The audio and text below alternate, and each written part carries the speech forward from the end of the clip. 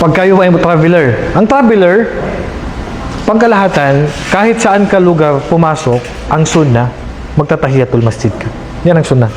Hindi lang yan para sa residente.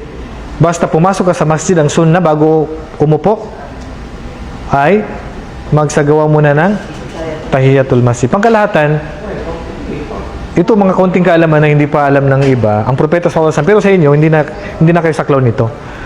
Pag mga lalaki nag-travel, pagbalik ng bahay, bago dumiretso ng bahay, dadaan muna sa masjid. Yan ang sunnah. Ang propeta sallallahu alaihi wasallam, bago yan siya papasok sa kanyang bahay, pagdating niya, dadaan muna ng masjid. Pagbalik niya, bago didiretso ng bahay. Yan ang sunnah na hindi po alam ng marami. Which is ang iba, excited, siyempre, diretso bahay. Ang sunnah, masjid muna, bago bahay.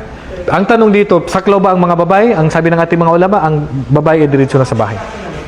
Ang lalaki, ang sunnah, masjid muna, magsagawa ng 2 rakaat na galing siya ng travel, na sunnah, dahil saka papasok ng bahay. Pangkalahatan, pag pumasok ka sa masjid, ang sunnah, magtatahiyatul masjid ka muna, kahit na ikaw ay traveler. Pero, meron kayong hindi alam na kailangan kong idagdag. Magkaiba pag may imam ka.